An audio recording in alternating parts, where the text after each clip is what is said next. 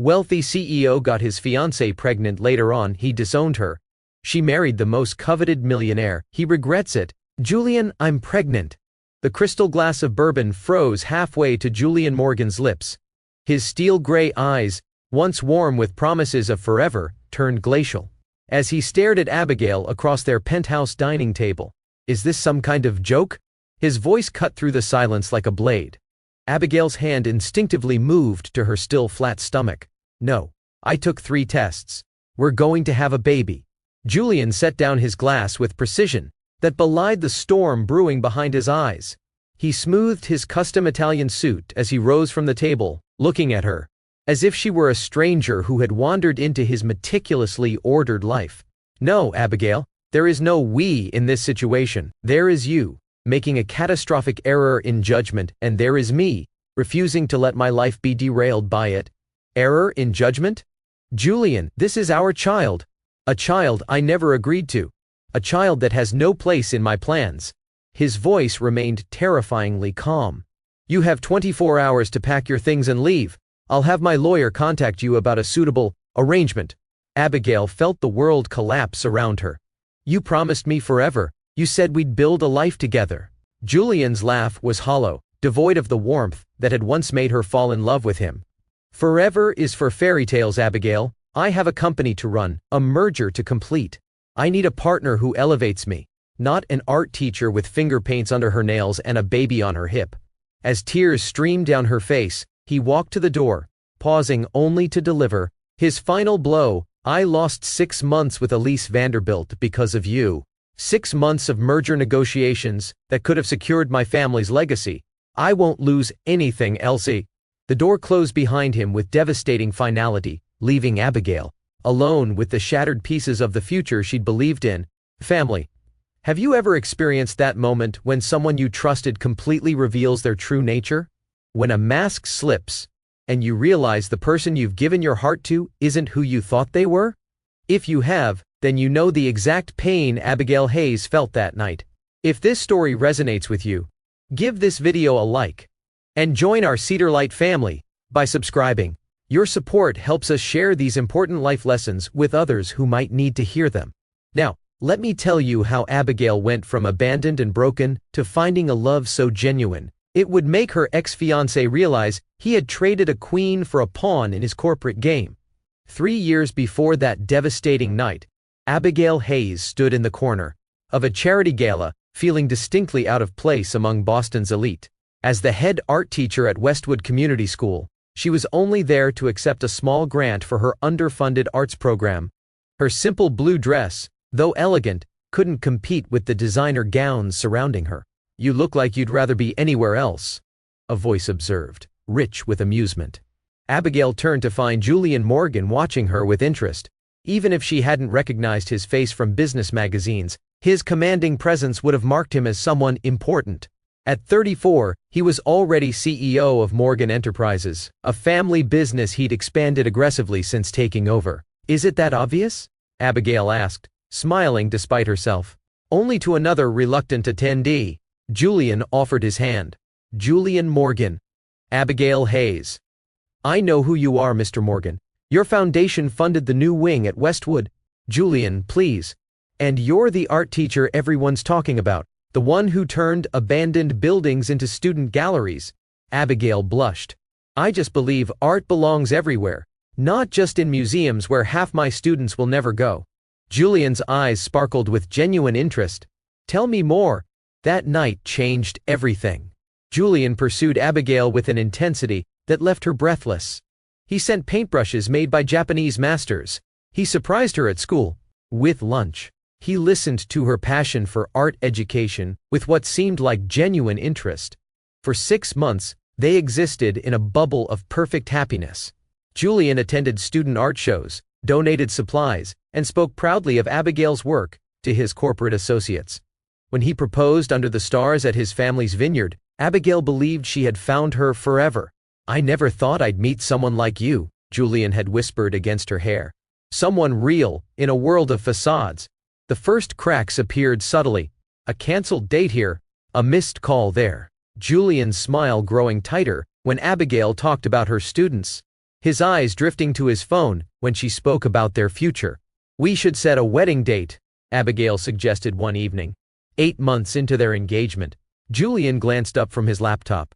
"Let's wait until after the Vanderbilt merger. Things are hectic right now." "That's what you said 3 months ago." Julian's expression hardened slightly. "Because it's still true. This merger is worth billions, Abby. It requires my full attention. And I don't?" The question slipped out before she could stop it. Julian sighed, closing his laptop. "That's not fair. You know how important this is." "I know. I'm sorry." Abigail retreated, as she'd learned to do when Julian's work took precedence. "I just miss you." Julian softened, crossing to kiss her forehead. "Once this deal is done, we'll have all the time in the world. I promise." Promises, Abigail would later realize, were Julian's currency. Easy to make, worthless when tested. The transformation continued over the following months. Julian began criticizing her clothes, suggesting designer labels to replace her modest wardrobe. He questioned her career choice, wondering aloud if she might do something more substantial after they married. He started attending social functions without her, claiming her presence would be distracting during business discussions. The Julian who had once loved her authenticity began systematically dismantling it, piece by piece. The night she discovered she was pregnant, Abigail had planned a special dinner. She wore the green dress Julian had once said brought out the gold in her hazel eyes. She cooked his favorite meal and set the table with candles, hoping to reconnect with the man who seemed increasingly distant. Julian arrived 2 hours late, loosening his tie as he entered. "Sorry, emergency board meeting. Have you been waiting long?" He barely glanced at the cold food or her carefully chosen outfit. "It's okay. I have news that couldn't wait." Abigail's hands trembled with nervous excitement. "Julian, we're going to have a baby." His reaction, the frozen shock, the coldness, the brutal rejection, destroyed the last remnants of the fairy tale Abigail had been clinging to. 24 hours later, Abigail stood in the rain outside the luxury apartment building she'd called home for the past year. Security had escorted her out with clinical efficiency, allowing her only what she could carry: some clothes, her art supplies, and the shattered pieces of her dignity. Her phone buzzed with a text message from Julian's lawyer. "A settlement offer will be presented conditional upon your discretion regarding this matter. Mr. Morgan suggests you accept it promptly." Tears mingled with raindrops on Abigail's face. In the space of a day, she had lost her home, her fiancé, and the future she had planned.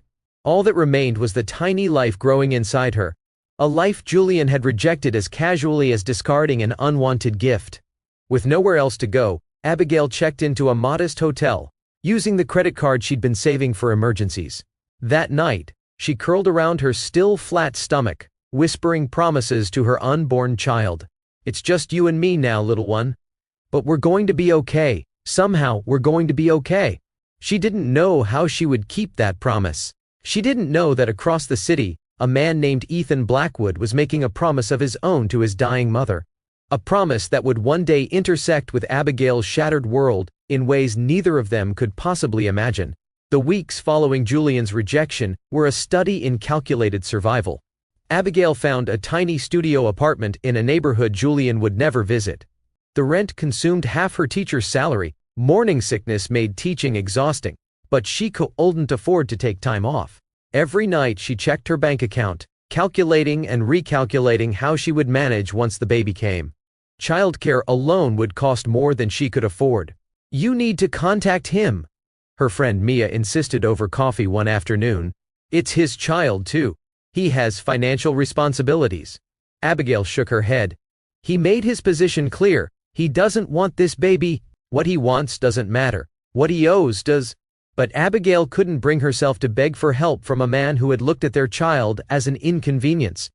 Her pride, the last thing she truly owned, wouldn't allow it. Pride, however, couldn't pay medical bills. At her 12-week appointment, the obstetrician frowned at her blood work. "Your iron levels are dangerously low, Ms. Hayes. You're severely anemic. I'm prescribing supplements, but you need to improve your nutrition immediately." Abigail nodded, not explaining that nutritious food was a luxury when every dollar was accounted for. She left with a prescription she wasn't sure she could afford, and recommendations for foods that seemed increasingly out of reach. 2 days later, She fainted while teaching. She came to with concerned faces hovering above her, and immediately tried to stand. "Stay down," the school nurse ordered. "The ambulance is on its way." "I can't afford an ambulance," Abigail protested weakly. The principal overrode her objections. "This isn't negotiable, Abigail. You're pregnant and you collapsed. You're going to the hospital." At Boston Memorial Hospital, Abigail lay in a treatment room, trying not to panic as doctors discussed her condition. Severe anemia, malnutrition, dehydration, potential risks to the fetus. "Ms. Hayes, you need to take this seriously," the doctor said firmly. "Your body doesn't have the resources to sustain this pregnancy. Both you and your baby are at risk." Abigail blinked back tears. "I understand. I'll do better. Do you have someone who can help you? Family? The baby's father?" "No," Abigail whispered. "There's no one." After the doctor left, Abigail stared at the ceiling, wondering how she would pay for this hospital visit on top of everything else. The weight of her situation pressed down like a physical presence, making it hard to breathe. A soft knock on the door interrupted her spiraling thoughts. "Ms. Hayes?"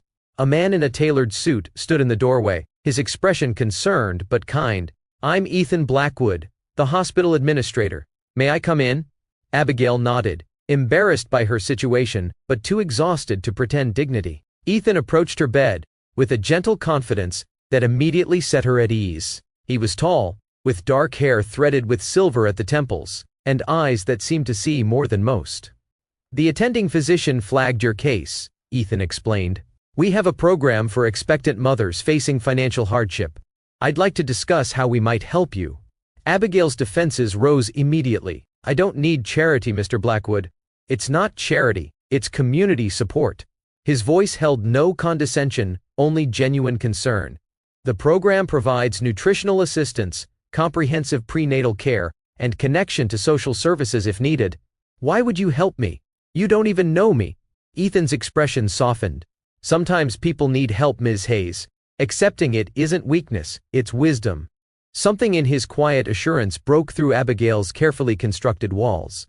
For the first time since Julian's rejection, she allowed herself to cry. Openly, deep, racking sobs that released months of fear and isolation. Rather than retreat from her emotion, Ethan simply sat beside her, offering silent support until the storm passed. "I'm sorry," Abigail finally managed, wiping her eyes. "Don't apologize for being human." Ethan handed her a tissue. "Now, let's talk about getting you and your baby what you need." By the time Abigail was discharged, she had been enrolled in the hospital's maternal support program, complete with regular checkups, prenatal vitamins, and nutritional counseling. What she didn't know was that Ethan had personally flagged her file and expanded her benefits beyond standard protocol. As the weeks passed, Abigail's health improved. The program provided more support than she had expected.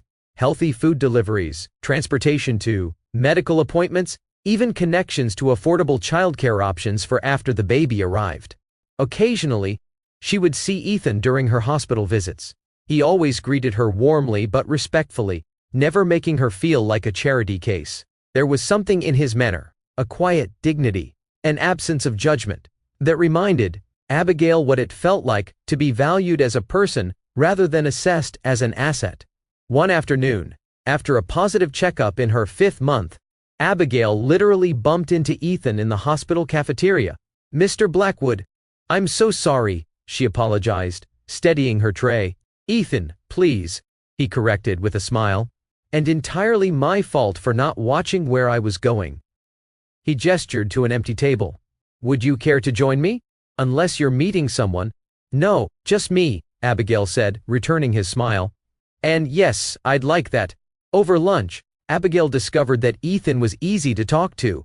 He asked about her teaching, listened attentively to her passion for arts, education, and shared his own appreciation for creativity in healing. "Art therapy is one of our most successful programs here," he explained. "Patients who engage with creative expression often show measurable improvements in recovery rates." "That doesn't surprise me," Abigail said. "I've seen art transform my students, especially those facing challenges at home." "Your students are fortunate to have such a passionate advocate." The sincerity in his voice warmed something in Abigail that had been cold since Julian's rejection. "May I ask you something personal?" Ethan ventured as they finished their meal. Abigail tensed slightly, but nodded. "You don't have to answer, but I'm curious. Why did you initially resist help? You're clearly someone who understands the value of support. Given your work with children," Abigail considered his question carefully. "I think, when someone you trusted completely betrays that trust, it becomes difficult to believe in the genuine goodness of others. You start to look for the hidden agenda, the eventual disappointment." Ethan nodded thoughtfully. "The baby's father?" "Yes." Abigail's hand moved unconsciously to her growing belly. "He made it very clear that we were inconvenient obstacles to his ambitions." "Then he's a fool," Ethan said simply. "And someday, he'll realize exactly what he threw away." The quiet conviction in his voice made Abigail look at him more closely. "You sound like you speak from experience." A shadow passed across Ethan's features. "Not personal experience, no. But I've seen what happens when people prioritize status over substance. It rarely ends well." As they parted ways, Abigail found herself smiling for the first time in months, a genuine smile that reached her eyes. "Thank you," she said, "not just for lunch but for everything he'd done." Ethan seemed to understand. "You're welcome, Abigail. Take care of yourself." And that little one. What Abigail couldn't know was that after their lunch, Ethan made several phone calls to the hospital, his legal department, to a real estate contact, to the director of a local childcare center. He wasn't simply helping her through standard channels, he was building a safety net, specifically designed to protect her from whatever storms might still be coming. If you've ever had someone believe in you when you couldn't believe in yourself, then you understand the power of that moment for Abigail. Drop a comment below, sharing a time when unexpected kindness changed your path. Your stories inspire our community and remind us that sometimes the greatest acts of love come from the most unexpected sources. At 6 months pregnant, Abigail's tiny apartment became increasingly difficult to navigate. The 3-flight walk-up left her breathless, and the building's persistent heating problems meant she often slept in layers of clothing to stay warm. One evening, returning home after a particularly exhausting day, she found an envelope tucked under her door. Inside was information about a recently renovated apartment building with units specifically designated for teachers and healthcare workers at red UCD rates. An application was enclosed, already partially completed with her information. Abigail stared at the papers in confusion. She hadn't applied for any housing programs. At the bottom of the cover letter was a handwritten note. "This program was brought to my attention and made me think of your situation. No obligation, of course. Ethan." The apartment described was in a safe neighborhood, close to both her school and the hospital, with an elevator and reliable utilities. The rent was shockingly affordable, less than what she currently paid for her dilapidated studio. It seemed too good to be true, which immediately triggered Abigail's suspicion. After Julian, she had learned to look for hidden catches, ulterior motives. But try as she might, she could find no strings attached to this offer. The next day, she called the number on the application and arranged to view the apartment. It was everything the description promised. Small but well-maintained, with modern appliances and large windows that flooded the space with natural light. "We have several units reserved for community contributors," the property manager explained. "Teachers, nurses, first responders, people who give back." "And the rent is really this amount?" Abigail confirmed, still skeptical. "Yes, ma'am. The building's owner believes in supporting those who support the community." A week later, Abigail moved into her new home. The relief of having a safe, warm place for her baby overwhelmed her. That night she sent Ethan a text. "Thank you for the housing lead. We're settled in and grateful." His response came quickly. "I'm glad it worked out. Everyone deserves a safe harbor." What Abigail didn't know, what she wouldn't discover until much later, was that Ethan Blackwood was the building's owner, having purchased it through a foundation he'd established years earlier. The program for community contributors existed, but Abigail's unit had been specifically prepared for her arrival, the rent deliberately calculated to be within her budget. As her pregnancy progressed, Abigail found herself crossing paths with Ethan with increasing frequency. He would appear in the hospital cafeteria during her checkups, engage her in conversations about art therapy programs, even attend a student exhibition she organized at her school. Each interaction reinforced what Abigail had first sensed about him, that Ethan Blackwood was a man of quiet integrity, someone whose kindness came without expectation of return. "Why do you do this work?" Abigail asked him one afternoon as they walked through the hospital's pediatric ward, where her students' artwork had recently been installed. "You could be running a private facility, making a fortune." Ethan considered her question thoughtfully. "My mother was a nurse in a public hospital. She taught me that true wealth isn't measured in bank accounts, but in the lives you touch." His expression grew distant. "When she fell ill, I saw firsthand how compassionate care makes all the difference. I promised her I'd create places where people felt seen, not just treated. She must be very proud of you." "She passed away 15 years ago," Ethan said softly. "But I hope she would be." The vulnerability in his admission touched Abigail deeply. "I think she would be, Ethan." As they continued their walk, Abigail felt the baby kick forcefully, making her gasp and place her hand on her rounded belly. "Are you all right?" Ethan asked, concern immediately replacing his nostalgic expression. "Yes, just a particularly enthusiastic kick." Abigail smiled, then impulsively asked, "Would you like to feel?" Ethan looked startled, but nodded. Abigail guided his hand to the spot where her child was most active. After a moment, the baby kicked again, and Ethan's face transformed with wonder. "That's incredible," he whispered. "I know, it still amazes me every time." For a moment, they stood connected by this simple miracle, and something shifted between them, a boundary crossed. A new level of trust established. The moment was interrupted by Ethan's pager. He checked it with an apologetic smile. "Duty calls. Will you be okay getting home?" "Of course. Thank you for the tour, and for displaying my students' work. It means more than you know."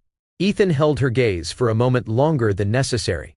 "The privilege is ours, Abigail. Your students' art brings joy to people who desperately need it."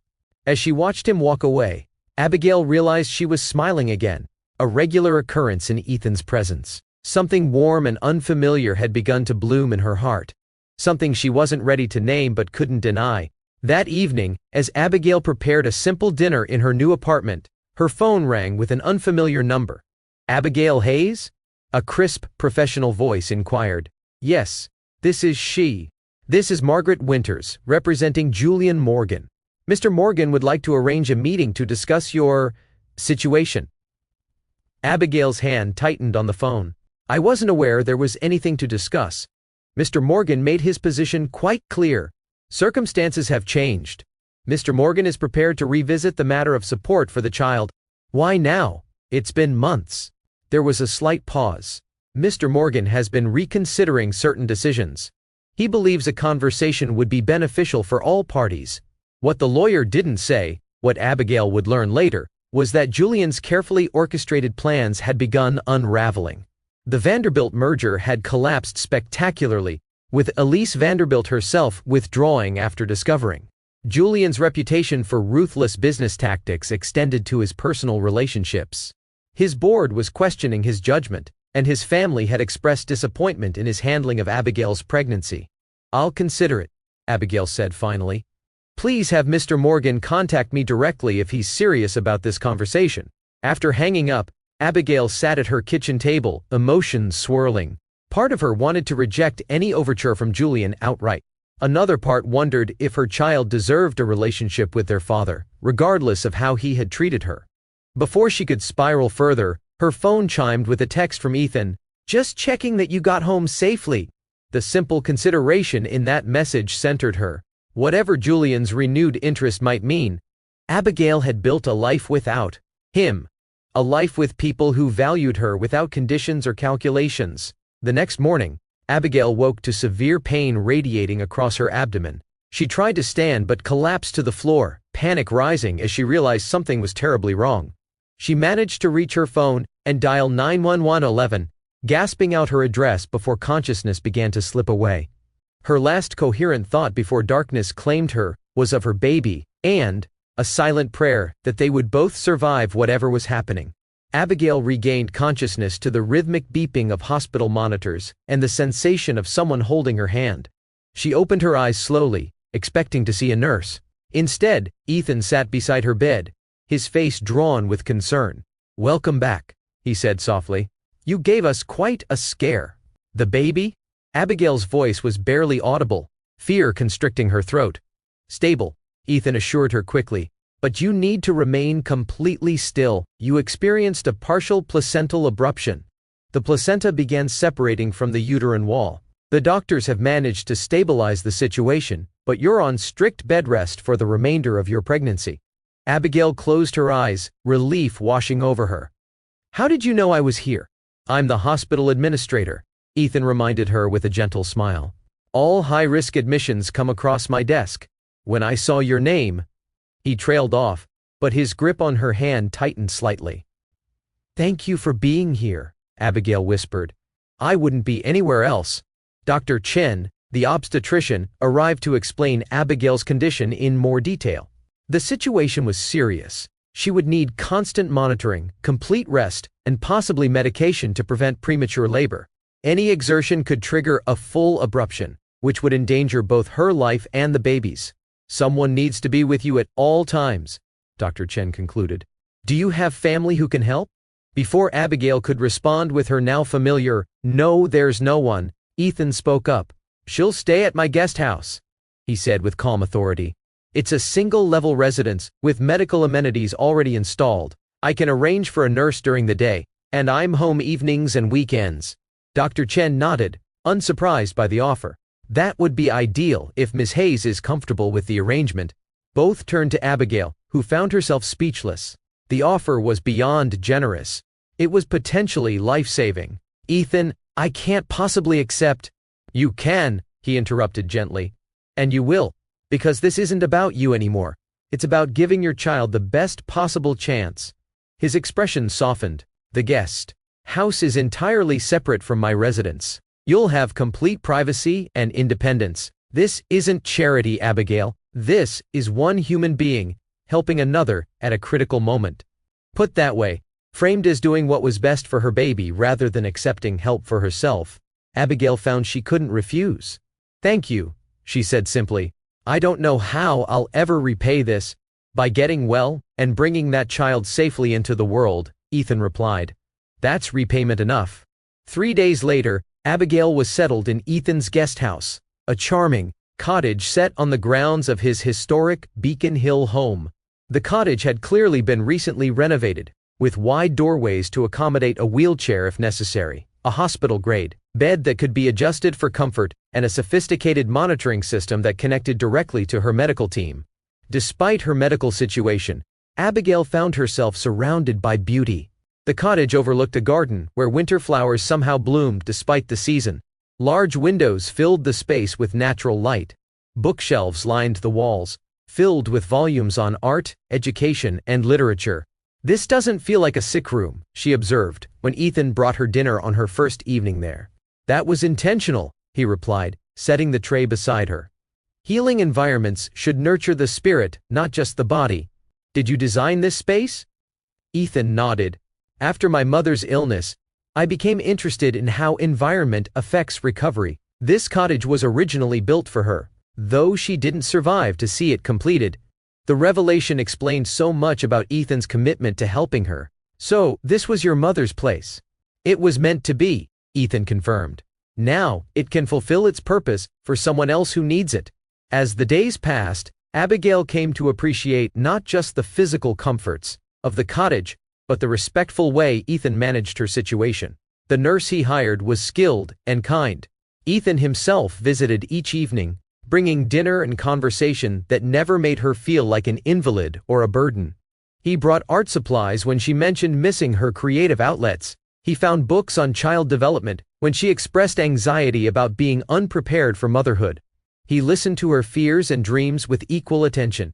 One evening, as they shared a simple meal he had prepared, Abigail found herself studying Ethan, the thoughtful way he chose his words, the respect with which he treated everyone from the nurse to the delivery person, the quiet strength that seemed to radiate from him without arrogance. "What?"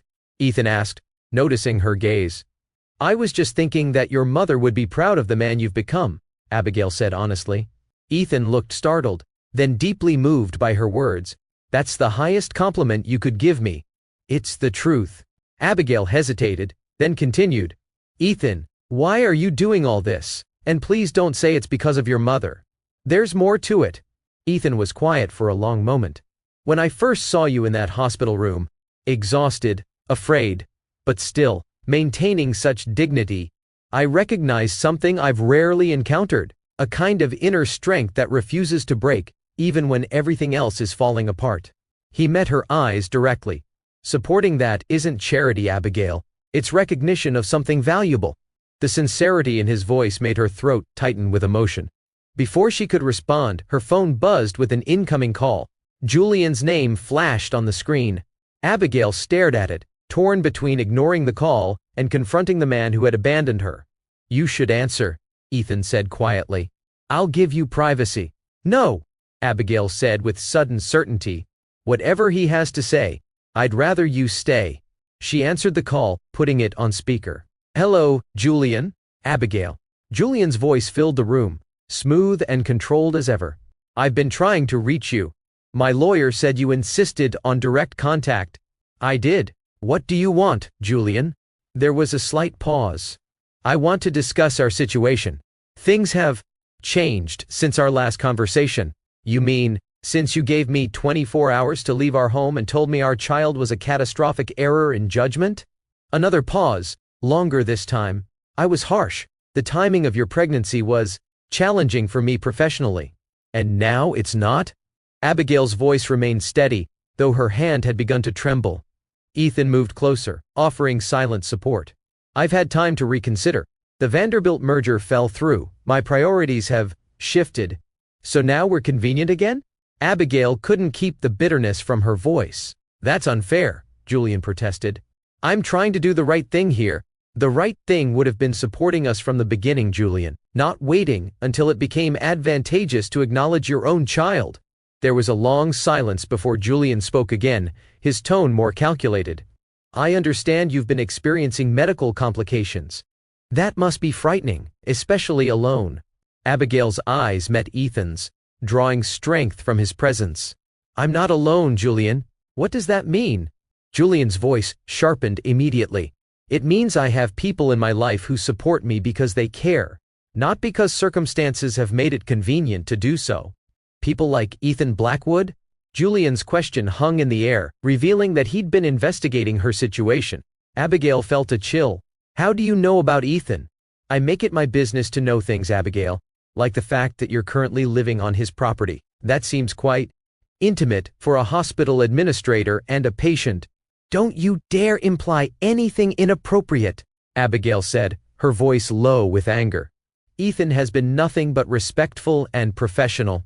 I'm sure, Julian replied, his tone suggesting the opposite. Regardless, I want to meet. We should discuss arrangements for the child. I'm prepared to be generous, provided we can reach a sensible agreement. An agreement. Abigail repeated the word flatly. You make it sound like a business transaction. In many ways it is. We need to establish parameters, support, visitation, education. I assume you'll want financial assistance. The calculated way he reduced their child to a negotiable asset made Abigail's decision clear. No, Julian. I don't want your money, and I don't want to meet. You made your position abundantly clear months ago, and I've built a life that doesn't include you. Our child deserves better than a father who sees them as an inconvenience one day and an asset the next. Don't be foolish, Abigail. You can't support this child on a teacher's salary. Be practical. Goodbye, Julian. Abigail ended the call, then looked up at Ethan, who had remained silent throughout the exchange. I'm sorry you had to hear that. I'm not, Ethan said simply. It showed me exactly who he is, and exactly who you are.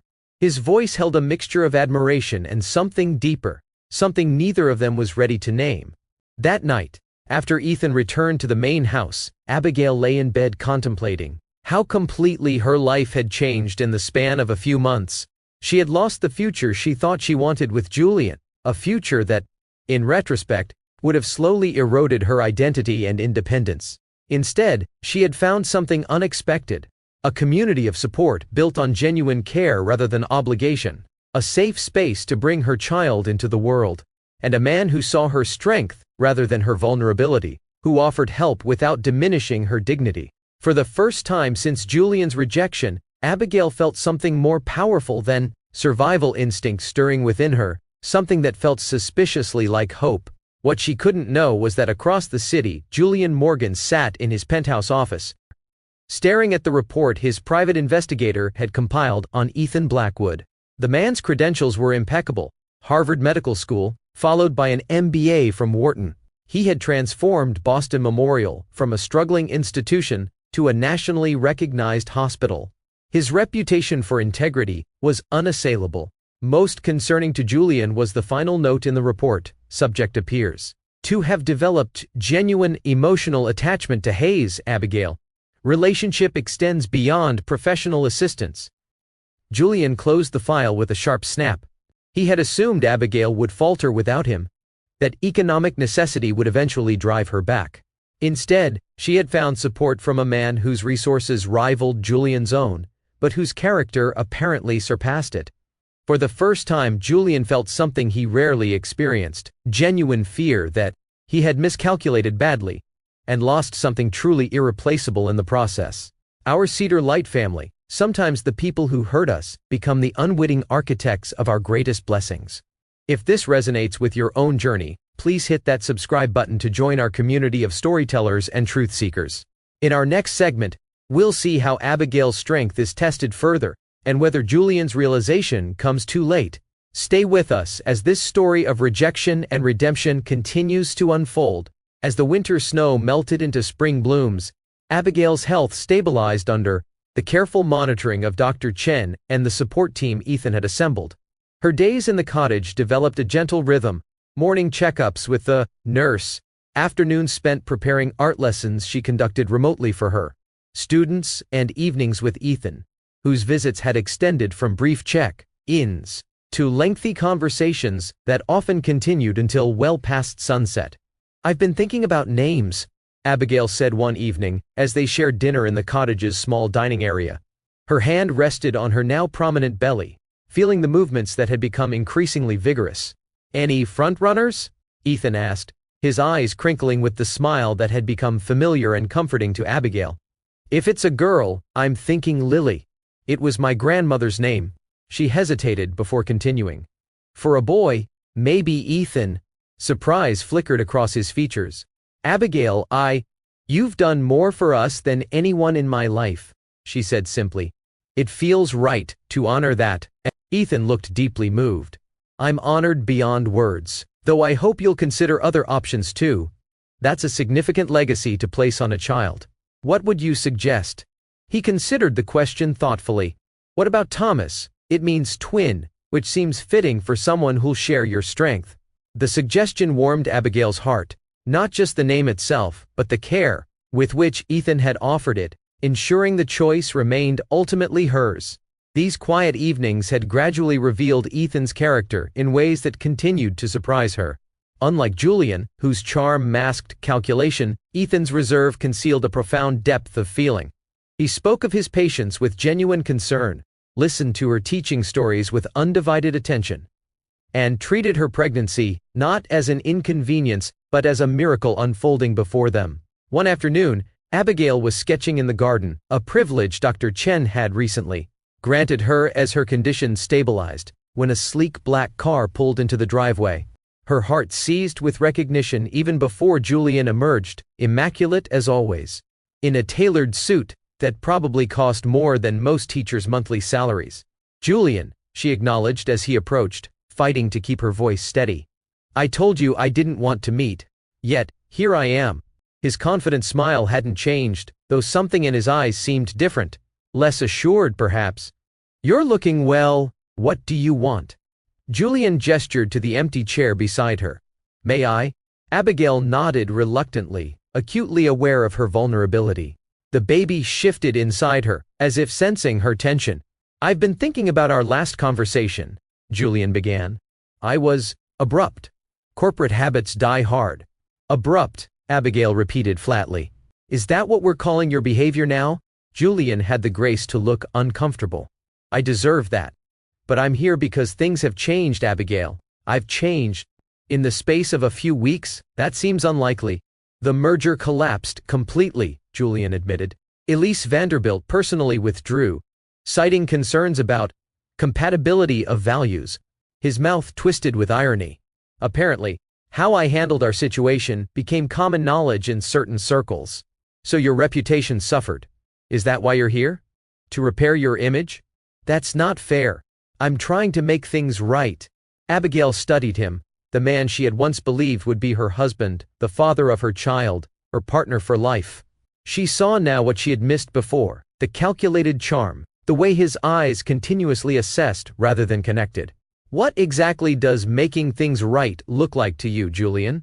He leaned forward, his expression earnest. Financial support, of course. A trust fund for the child. Appropriate visitation arrangements. Perhaps, in time, we could even reconsider our personal relationship. The last suggestion made Abigail laugh despite herself. You think I would consider reconciliation? After you discarded us like inconvenient baggage? People make mistakes, Abigail, Julian said, his voice softening into the tone that had once made her feel special. Even significant ones. The question is whether we learn from them. Before she could respond, Ethan appeared at the garden entrance. He paused when he saw Julian, his expression carefully neutral. Abigail, I don't mean to interrupt, but it's time for your medication. Julian's eyes narrowed slightly as he assessed Ethan. Mr. Blackwood, I presume, you've taken quite an interest in my fiancée's welfare. Ex-fiancée, Abigail corrected firmly. Abigail's health is a priority for everyone at Boston Memorial, Ethan replied evenly. And yes, I've taken a personal interest in ensuring she receives appropriate care during a high-risk pregnancy. How dedicated, Julian observed with calculated lightness. Above and beyond your professional obligations, I'd say. Some obligations transcend the professional, Mr. Morgan.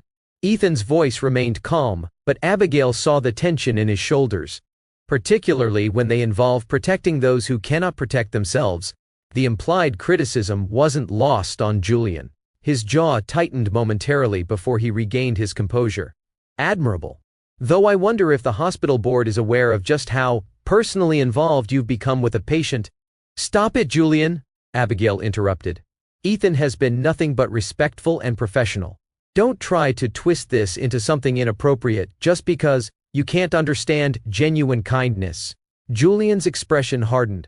I understand more than you think, Abigail, including the fact that you're currently residing in a property owned by a man who has clear emotional interest in you. That seems like a vulnerable position for someone in your condition.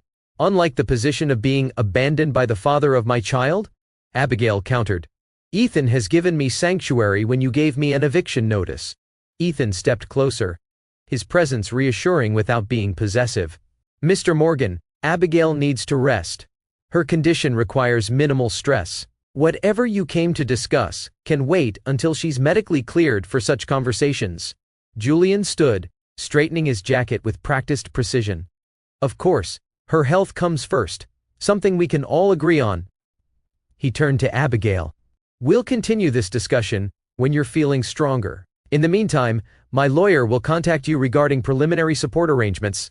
After Julian departed, Abigail released a shaky breath she hadn't realized she'd been holding. I'm sorry he came here. I should have known he wouldn't respect my boundaries. You have nothing to apologize for, Ethan assured her. But I am concerned about your blood pressure after that interaction. Let's get you inside. As Ethan helped her back to the cottage, Abigail felt the baby move vigorously, as if protesting the tension of the encounter. He's right about one thing though, my situation here could be seen as complicated. Ethan paused, his expression serious. Do you feel uncomfortable with our arrangement? Because I can find alternative solutions if… No, Abigail interrupted quickly. That's not what I meant. I don't want Julian's insinuations to cause problems for you professionally. Ethan's features softened. Julian Morgan doesn't concern me, Abigail. Your well-being does. Everything else is secondary. The quiet conviction in his voice warmed something deep within her.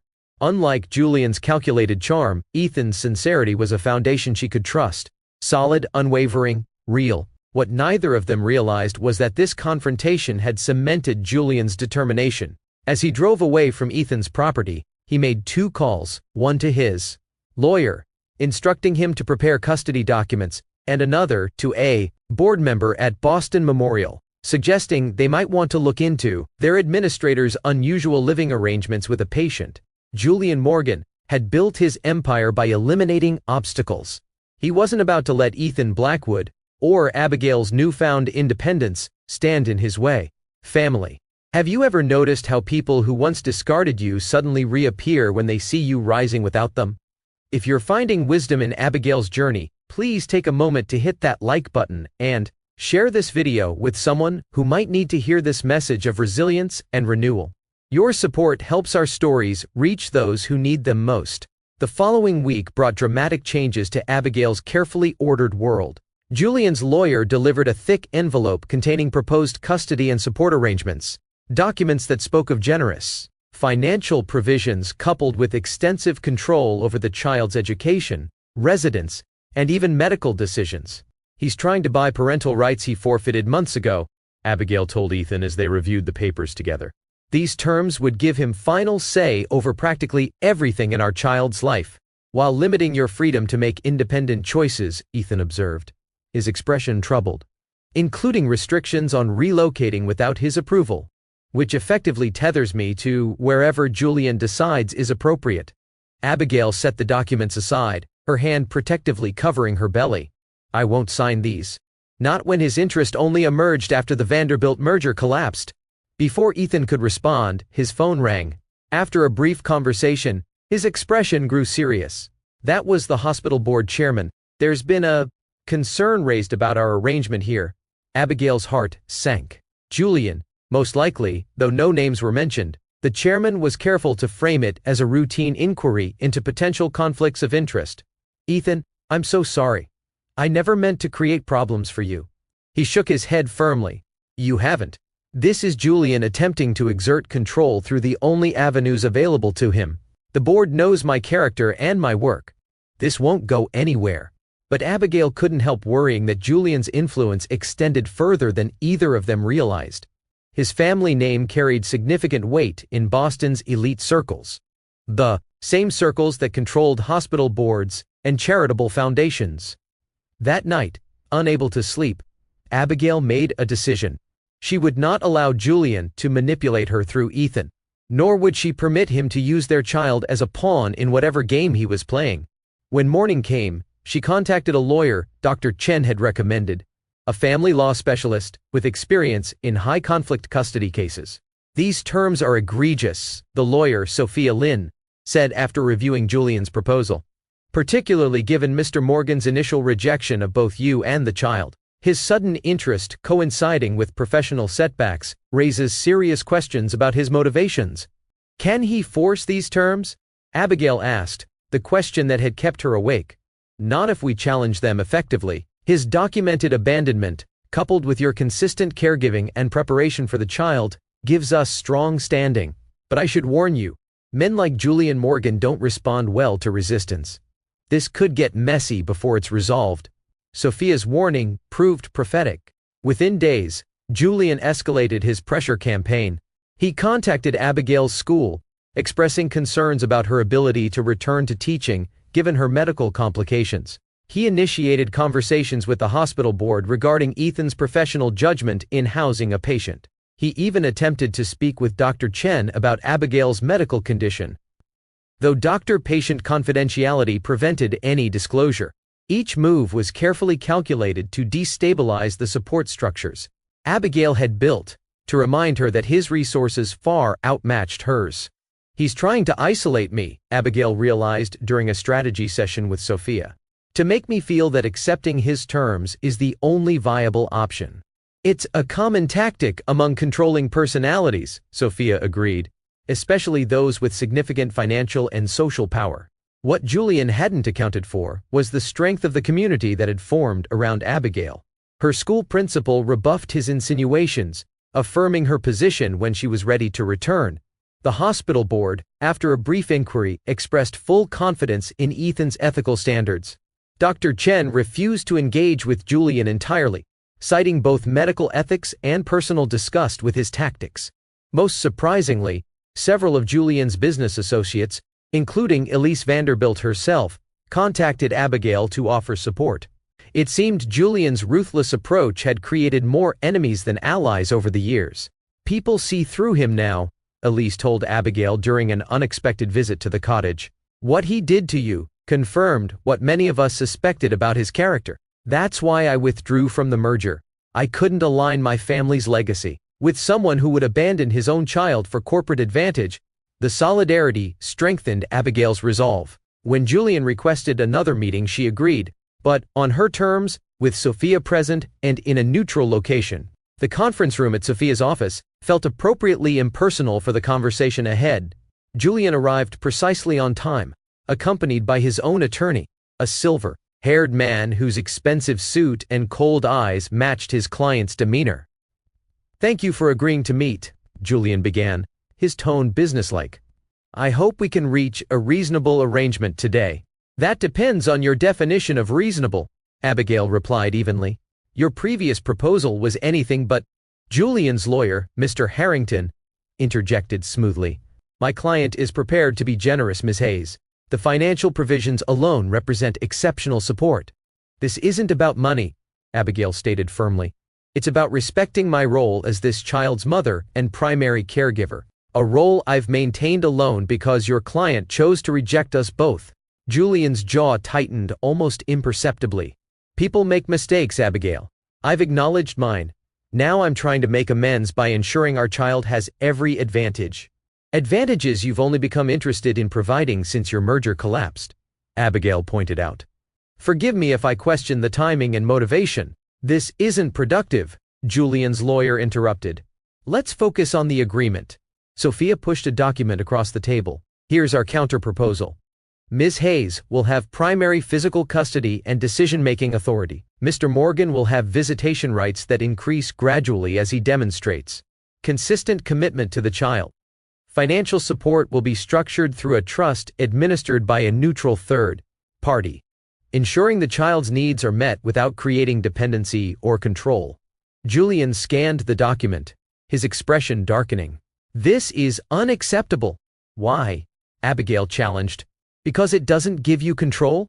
Because it requires you to prove yourself as a father rather than purchasing the role?" "I don't need to prove myself," Julian snapped, his carefully maintained composure slipping. "That child is a Morgan, my heir. I have rights." "Rights you explicitly rejected," Sophia reminded him calmly. "In writing, through your attorney, when you offered Ms. Hayes a settlement, conditional on her discretion regarding the pregnancy." Julian's lawyer placed a warning hand on his client's arm. "Perhaps we should take a brief recess to review the counterproposal." But Julian shook off the restraining hand. "No. I want to be clear about something." He leaned forward, his gaze fixed on Abigail. "You seem to believe you hold all the cards here. You don't. I have resources you can't begin to imagine, legal, financial, social. I can make this process very difficult for you, and for anyone supporting you." His meaning was unmistakable. "Are you threatening Ms. Hayes, Mr. Morgan?" Sophia asked, her voice sharp. "I'm stating facts," Julian replied, regaining his composure. "Abigail's current situation, living on property owned by a man with whom she has a questionable relationship depending on charity for medical care, facing extended leave from her teaching position, creates significant questions about stability, questions a family court would find relevant." Abigail felt a flash of anger so intense it momentarily took her breath away. "Let me state some facts of my own, Julian. You abandoned me when I told you I was pregnant. You gave me 24 hours to leave our home. You offered money in exchange for my silence, as though our child was a public relations problem rather than a person. Now you want to rewrite that history because it's convenient for your image and your ego." She stood carefully, one hand supporting her rounded belly. "I don't want your money. I don't want your influence. All I want is for our child to be loved unconditionally, something you've demonstrated you're incapable of providing." Julian's eyes narrowed. "This isn't over, Abigail. Not by a long shot." "Yes, it is," she replied with surprising calmness. "Because I've stopped being afraid of you, Julian. You can't hurt me anymore." As she left the conference room, Abigail felt lighter than she had in months.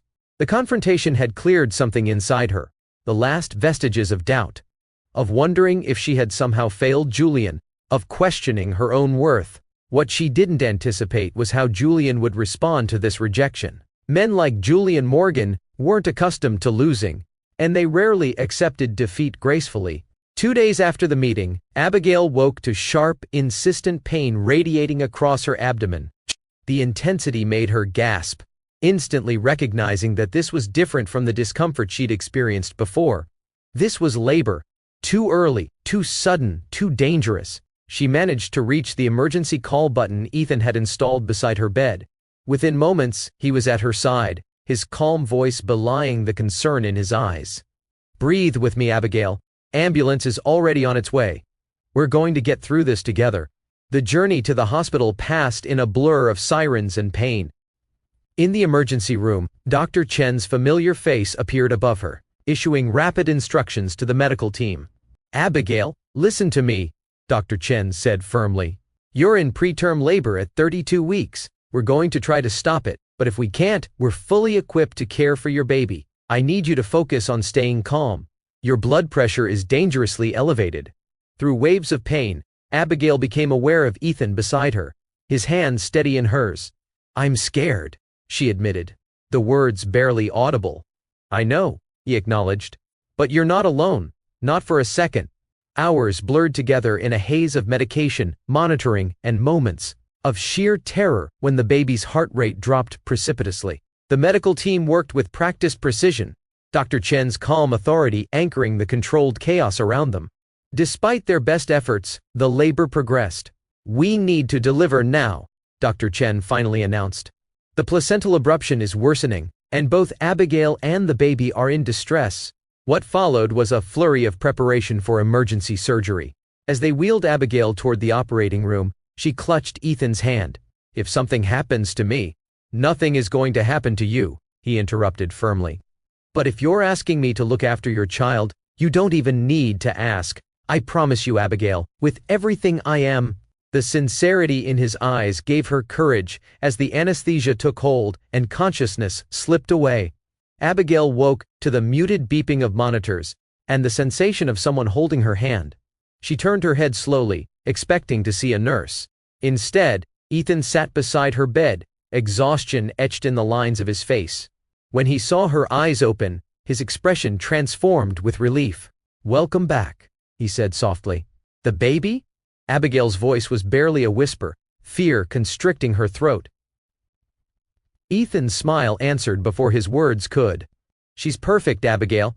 Small but mighty, just like her mother, 5 pounds even, breathing on her own strong heartbeat. They're monitoring her in the NICU, but Dr. Chen says she's doing remarkably well for 32 weeks. She?" Tears filled Abigail's eyes. "A daughter? A beautiful little girl with your determination written all over her face." Ethan's voice held a tenderness that made Abigail's heart ache with feelings she wasn't yet ready to name. "Would you like to see a picture?" He showed her a photo on his phone, a tiny pink being in a NICU incubator, impossibly small but undeniably perfect. Dark hair like Julian's, but something in the determined set of her mouth that was purely Abigail. "Lily," Abigail whispered, remembering the name she'd chosen months ago. "Her name is Lily." "It suits her," Ethan agreed. "Dr. Chen says you can visit her as soon as you're stable enough to be moved. Probably tomorrow morning." Abigail nodded, then noticed something that hadn't registered immediately. Ethan's shirt sleeve was rolled up, and a small bandage covered the inside of his elbow. "Did you give blood?" she asked. Ethan looked slightly embarrassed. "You needed a transfusion. We happen to share a blood type. It seemed the least I could do." The simple statement embodied everything about Ethan that had gradually captured Abigail's heart. His quiet way of doing whatever was needed, without fanfare or expectation of gratitude. "You literally gave your blood for us," Abigail said softly. "After everything else you've done, I don't know how to thank you." "Seeing you both safe is the only thanks I need," Ethan replied. His hand tightened slightly around hers. "You gave us quite a scare, Abigail. For a while there." He trailed off, unable to articulate the fear he'd felt. "I'm still here," she assured him. "We both are, thanks to you." The days that followed created a new rhythm to their lives. Abigail spent hours in the NICU, marveling at Lily's daily progress. Ethan visited faithfully each evening after his administrative duties, often bringing dinner, for Abigail and updates on the cottage, which he was preparing for their eventual return. One evening, as Abigail sat beside Lily's incubator, gently stroking her daughter's impossibly small hand through the access port, a nurse appeared with an unexpected message. "Ms. Hayes? There's a Mr. Morgan asking to see the baby. He says he's the father." Abigail tensed immediately. "Did he bring paperwork confirming paternity?" "No, ma'am. Just said he had a right to see his daughter." "Then please inform him that without documentation or my permission, he has no access." The firmness in Abigail's voice surprised even her. "Hospital policy protects infants from unauthorized visitors, a policy I'm sure Mr. Blackwood would support." The nurse nodded with understanding. "Of course. I'll let him know." Later that evening, when Ethan arrived for his usual visit, Abigail told him about Julian's attempted visit. "I'm proud of you," Ethan said. "Standing your ground couldn't have been easy." Actually, it was, Abigail realized. For the first time, I didn't feel intimidated by Julian. I just felt clear about what Lily needs. And it isn't a father who sees her as a possession to be claimed when convenient. Ethan studied her thoughtfully. "You've changed since I first met you." "How so?" "When I found you in that hospital room months ago, you were fighting to survive, for yourself and for Lily. Now you're fighting to thrive. There's a difference." The observation touched Abigail deeply because it acknowledged not just her struggles, but her growth. Unlike Julian, who had always focused on her weaknesses, Ethan consistently recognized her strength. "I've had good support," she said simply. 3 weeks later, Lily was finally cleared to leave the NICU. The day of discharge, Abigail stood beside the hospital bassinet, carefully dressing her daughter in a soft yellow onesie that seemed enormous on her still tiny frame. "Ready to go home, little one?" she whispered, marveling at how completely this small being had captured her heart. "Ms. Hayes?" A hospital administrator she didn't recognize appeared in the doorway. "There's a legal matter that requires attention before discharge." Abigail's heart sank. "What legal matter?" The administrator handed her an envelope. "This was delivered this morning. Since it affects the baby's release, we need to address it immediately." Inside was a court order, an emergency petition for shared custody filed by Julian Morgan, claiming medical necessity. Given Lily's premature birth and Abigail's questionable living arrangements, the order granted Julian immediate visitation rights and prohibited Abigail from leaving the hospital with Lily until a hearing could be scheduled. Abigail felt the room spin slightly. After everything, the abandonment, the medical crisis, the difficult birth, Julian was still attempting to control her through their child. "Is something wrong?" Ethan's voice came from the doorway. He had arrived to drive them home, arms filled with flowers for Abigail and a small stuffed elephant for Lily. Wordlessly, Abigail handed him the court order. His expression darkened as he read it. "This is Julian's doing," she said quietly. "He's using Lily to force his way back into our lives." Ethan set down the gifts and took her hand. "We'll fight this, Abigail. Julian Morgan isn't the only one with resources."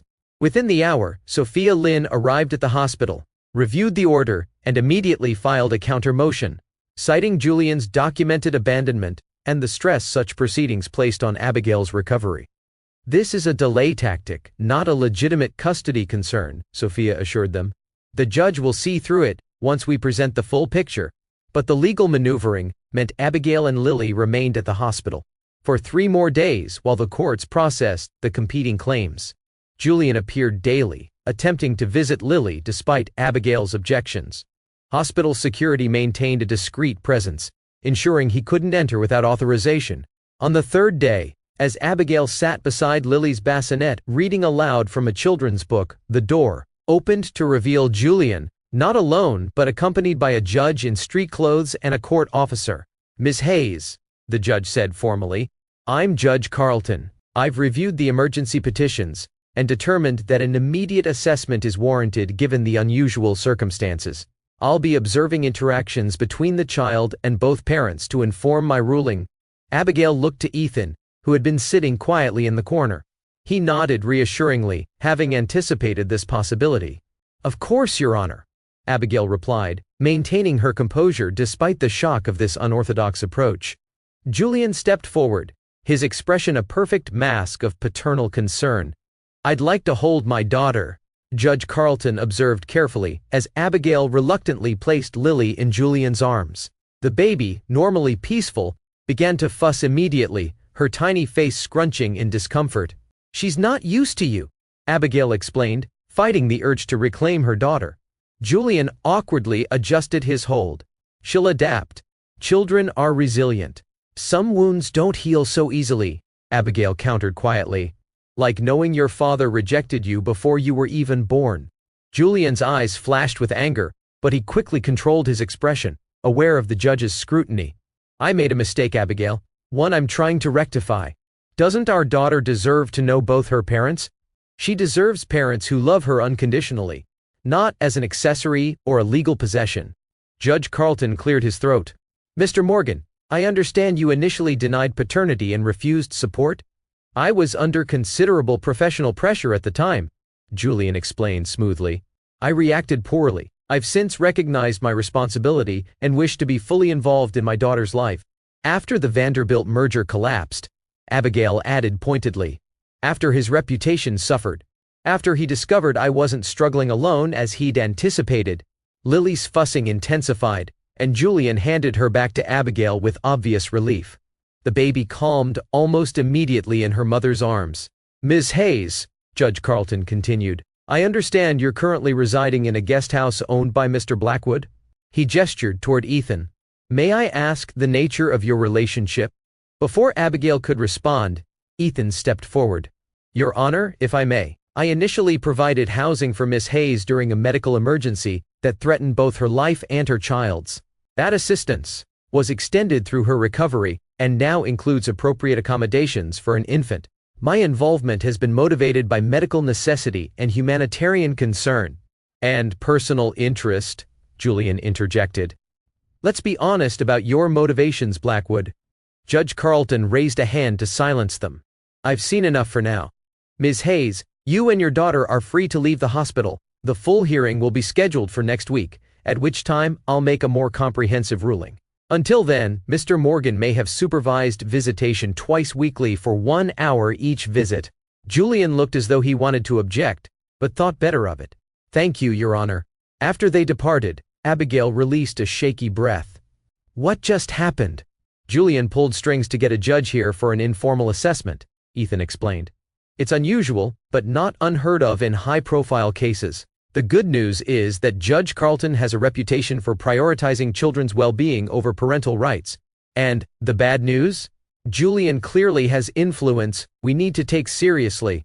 That afternoon, Abigail and Lily finally left the hospital. As Ethan drove them to the cottage, Abigail found herself studying his profile, the quiet strength in his features, the gentle hands that had never once made her feel vulnerable or afraid. "Thank you," she said simply. "For everything." Ethan glanced at her briefly, his smile warming his entire face. "You never need to thank me, Abigail. Having you and Lily safe is all I've wanted." The cottage had been transformed in their absence. A nursery occupied what had once been a study, painted in soft yellows and greens, with a hand-carved wooden crib as its centerpiece.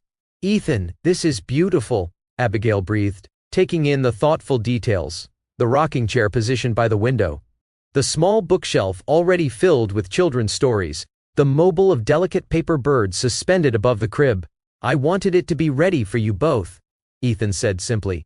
"A proper homecoming." As Abigail settled Lily into her new crib, watching her daughter's eyes widen at the colorful mobile, she felt a profound sense of peace, despite the legal battles still ahead. Whatever Julian might try, they were home, truly home, in a place built from compassion rather than obligation. The hearing the following week was exactly as difficult as Sophia had predicted. Julian's legal team presented a carefully crafted image of a successful businessman eager to provide for his child, temporarily blinded by professional pressure, but now fully committed to fatherhood. They emphasized his financial resources, stable position, and family legacy that Lily stood to inherit. In contrast, Sophia highlighted Julian's documented rejection, the timing of his renewed interest, and most powerfully, Abigail's unwavering commitment to their daughter despite abandonment and medical complications. Judge Carlton listened attentively to both sides before delivering his ruling, Abigail would maintain primary custody, with Julian granted graduated visitation rights contingent upon consistent involvement and completion of parenting classes. Financial support would be structured through a trust administered by a neutral party, ensuring Lily's needs were met without creating control dynamics. This arrangement balances the child's need for stability with the potential benefit of a relationship with both parents, Judge Carlton explained. However, I will be monitoring this situation closely. Any attempt to use this child as leverage in personal disputes will result in immediate review of these terms. The message was clear, particularly to Julian, whose expression revealed his displeasure despite his attorney's warning to appear gracious. Outside the courtroom, Julian approached Abigail. "This isn't the outcome I wanted. It never was about what Lily needed, was it?" Abigail observed quietly. "Only what you wanted." Julian's mask slipped momentarily. "You've changed, Abigail. You used to be more accommodating." "I grew up," she replied simply. "Motherhood has that effect, as does the influence of certain hospital administrators," Julian added, his gaze shifting to where Ethan waited at a respectful distance. "I wonder what the board would think if they knew just how personal your relationship has become." "They'd probably recognize it for what it is," Abigail said, meeting his eyes directly. "Something real, based on mutual respect rather than control." "Something you never offered me, Julian." Julian's jaw tightened. "Don't underestimate me, Abigail. This isn't over." But as she watched him walk away, Abigail realized she no longer feared his threats. Whatever Julian might attempt, she had found her strength in motherhood, in the community that supported her, and in the quiet certainty that she deserved better than what he had offered. Cedar Light family. Sometimes the greatest victory isn't defeating an enemy, but recognizing your own worth despite their efforts to diminish you. If Abigail's journey has touched your heart, please subscribe to our channel and share this video with someone who might need this message of hope and resilience. Now, let's see how Abigail's story concludes as she builds a new life with unexpected blessings. The months following the court ruling established new patterns in Abigail's life. She returned to teaching part-time, bringing Lily to the school's daycare program, where her colleagues delighted in the baby's progress. Julian maintained his court-mandated visitations with mechanical consistency, always precisely on time. Never a minute more than allocated, his interaction with Lily professional, rather than paternal. What Julian couldn't control was Lily's obvious attachment to Ethan, who had become a constant presence in their lives. It was Ethan who walked the floors with Lily during colicky nights. Ethan, who learned to distinguish between her different cries. Ethan, who sang off-key lullabies that somehow soothed her when nothing else would. "She knows who truly cares for her," Abigail observed one evening, watching Ethan rock Lily to sleep with practiced tenderness. "Babies have perfect instincts about these things." Ethan smiled down at the drowsy infant. "She's remarkable, Abigail, just like her mother." The warmth in his voice made her heart flutter in a way she'd been experiencing with increasing frequency. What had begun as gratitude had evolved into something deeper: admiration, affection, and finally, love that she could no longer deny. Yet neither of them had spoken these feelings aloud, both careful not to complicate their delicate situation, while Julian remained a volatile factor in their lives. That spring, as Lily approached her first birthday, Abigail received an unexpected job offer: a position as arts program director at a prestigious children's hospital in Boston, with salary and benefits that far exceeded her teaching income. The role would allow her to combine her passion for art education with therapeutic applications, working with children facing serious illness. "It's perfect for you," Ethan said when she shared the news. "Your teaching experience with disadvantaged students, combined with what you've learned through Lily's NICU stay, you understand both the educational and emotional components. It's also financial independence," Abigail realized. "For the first time since leaving Julian, I wouldn't be dependent on anyone's assistance." Ethan's expression softened. "Is that important to you? The independence?" "Yes," Abigail admitted, "not because I don't appreciate everything you've done, but because I need to know I can stand on my own, for Lily and for myself." "I understand," Ethan said, and she knew he truly did. Unlike Julian, who had viewed her independence as threatening, Ethan recognized it as essential to her healing. The new position came with another significant change. Abigail and Lily would need to move from the cottage. The children's hospital was on the opposite side of Boston, and the commute would be impractical, particularly with Lily's schedule. "I found an apartment near the hospital," Abigail told Ethan one evening as they sat in the garden that had become their favorite spot for important conversations. "It's small but perfect for us. Close to a good daycare center and within my new budget." Ethan was quiet for a long moment, absently stroking Lily's hair as she dozed against his chest. "I'm happy for you, Abigail, truly. You deserve this opportunity." But there was something in his voice, a carefully controlled emotion that made Abigail's heart ache. "Ethan," she said softly, "I need to ask you something, and I need complete honesty in your answer." He met her gaze steadily. "Always. These past months, everything you've done for us, was it only because of your promise to your mother? Only because you saw someone in need and couldn't turn away?" Ethan's expression shifted, vulnerability replacing his usual calm reserve.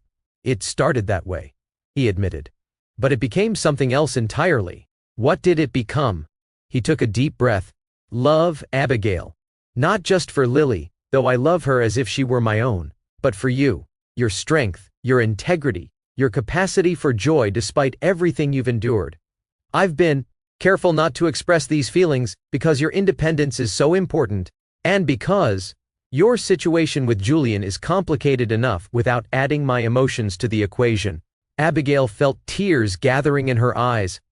"What if I told you I've been feeling the same way? That I've been afraid to say it because I didn't want you to think my gratitude had confused itself with deeper feelings?" "I would say we've both been very careful with each other's hearts," Ethan replied, his voice thick with emotion. "Perhaps too careful." "I'm not confused, Ethan. What I feel for you has nothing to do with gratitude and everything to do with who you are, how you love, how you give, how you respect boundaries even at cost to yourself." Lily stirred between them, as if sensing the significance of the moment. Ethan gently adjusted her position, his hand lingering protectively on her back. "I love you, Abigail," he said simply. "You and Lily both. I have for longer than I've been willing to admit, even to myself." "I love you too," Abigail whispered, the words carrying all the certainty her heart had been harboring. "But that makes my decision about moving even more difficult." Ethan was quiet for a moment, thoughtfully considering his next words. What if there was a third option? Not staying in the cottage as my guest, not moving across town alone, but something new for all of us? "What are you suggesting?" "I own a house near the children's hospital, my mother's house actually. I've kept it all these years but rarely use it. It's a beautiful old Victorian with a garden Lily would love." His eyes held hers steadily. "We could live there together, not as host and guest, but as partners building a life. As a family, if you're ready for that step." The offer took Abigail's breath away. Not just its generosity, but what it represented, a future built on mutual respect rather than dependency, a relationship of equals, despite their different circumstances. Would we be living together or no? "I'm asking you to marry me, Abigail," Ethan said gently. "Not tomorrow, not next week, but when you're ready, when you're certain. I want to be Lily's father in every way that matters. Legally, emotionally, completely. And I want to be your husband, your partner, your equal in building the life we both deserve." Tears flowed freely down Abigail's cheeks now. "Julian will fight it. He'll claim you've manipulated the situation from the beginning." "Let him," Ethan said with unexpected fierceness. "Some things are worth fighting for. You and Lily top that list." In that moment, looking at this man who had shown her what love truly meant, patient, respectful, unwavering, Abigail knew her answer with absolute certainty. "Yes," she whispered. "Yes to all of it. To being partners. To building a life together. To becoming a family." Ethan's smile transformed his entire face. With Lily still sleeping peacefully against him, he leaned forward to kiss Abigail, their first kiss, gentle but filled with promise. What they couldn't know was that their conversation had been observed. Julian, arriving early for his scheduled visitation, had witnessed the proposal from beyond the garden gate. The sight of Abigail and Ethan with Lily between them, the image of the family that could have been his, struck him with unexpected force. For the first time, Julian Morgan recognized that his greatest loss wasn't the Vanderbilt merger or his temporarily damaged reputation. It was the family he had carelessly discarded when it seemed inconvenient to his ambitions.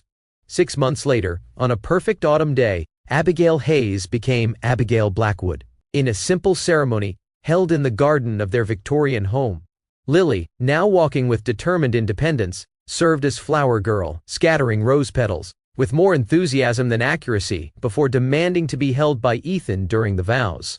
The ceremony itself reflected their journey. Honest, unpretentious, focused on substance rather than appearance. Abigail wore a simple ivory dress that complemented her natural beauty without attempting to transform it. Ethan looked at her with undisguised adoration as she walked toward him, his eyes never leaving hers. "I choose you," Abigail said in her vows, her voice steady and clear, "not because I need saving or protection, but because you've shown me what partnership truly means. You've loved Lily as your own from her first breath. You've respected my independence while offering support. You've rebuilt my faith in goodness when I thought it was lost forever." Ethan took her hands in his. "I choose you and Lily as my family, not the one I was born into, but the one I've been blessed to find. I promise to honor your strength, nurture your talents, and walk beside you, rather than ahead or behind. I promise to be a father to Lily in every way that matters, to love her unconditionally, and support her in becoming exactly who she's meant to be." Among the small gathering of guests, no one noticed the figure standing beyond the garden fence, watching the ceremony with an expression of complex emotion. Julian had not been invited, nor had he expected to be, yet something had drawn him here. Perhaps a need to witness the closure of the chapter he had written so poorly.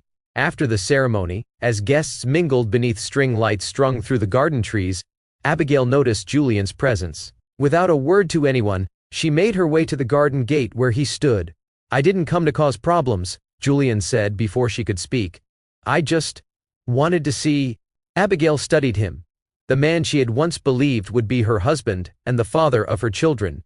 He looked different somehow, the confidence in his bearing tinged with something that might have been regret.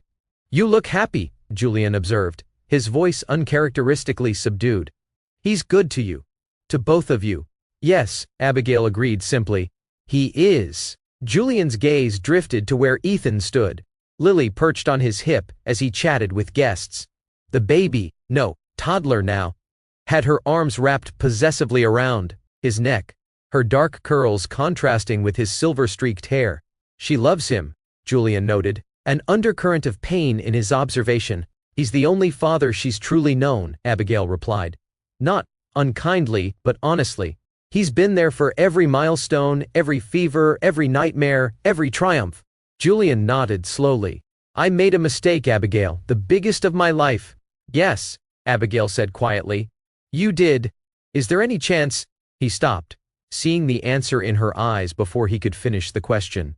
"No," Abigail said gently. "But not because I hate you or want to punish you.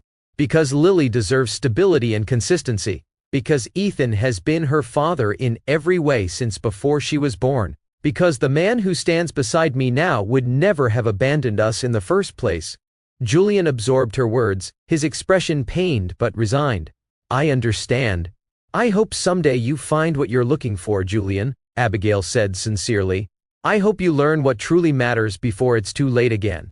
"I lost a queen," Julian said softly, almost to himself, "and gained nothing in return." Abigail shook her head. "I was never a queen to be possessed, Julian. I was always just a woman who deserved better than what you offered." She turned away then, returning to where Ethan and Lily waited. Ethan's arm slipped naturally around her waist, drawing her into the circle of his embrace. Lily reached out with pudgy hands, demanding to be transferred to her mother, and Abigail took her with practiced ease. Julian watched them for a moment longer, this family that could have been his, this happiness he had rejected, before turning away and walking to his waiting car. Inside the garden, Ethan noticed Abigail's momentary distraction. "Everything okay?" he asked quietly. "Everything is perfect," Abigail answered, realizing she meant it completely. "I was just making peace with the past." As evening deepened, the garden glowed with lanterns and starlight. Ethan and Abigail swayed gently to music only they could hear, Lily sleeping peacefully in her crib, inside, surrounded by people who had proven the strength of chosen family. "What are you thinking?" Ethan whispered against Abigail's hair. "That, sometimes," she replied, watching the stars emerge above them. "The most beautiful stories begin with heartbreak. And sometimes the people who hurt us lead us, unintentionally, to exactly where we're meant to be." Ethan smiled, drawing her closer. "And where is that?" "Home," Abigail said simply. "Not a place, but a feeling. The certainty that no matter what storms come, we'll weather them together." Cedar Light family. Sometimes rejection becomes our greatest redirection. When someone walks away, they create space for the right person to arrive. If this story has touched your heart, please take a moment to like, comment, share, and subscribe. Your support helps us continue sharing these messages of hope and healing with those who need them most.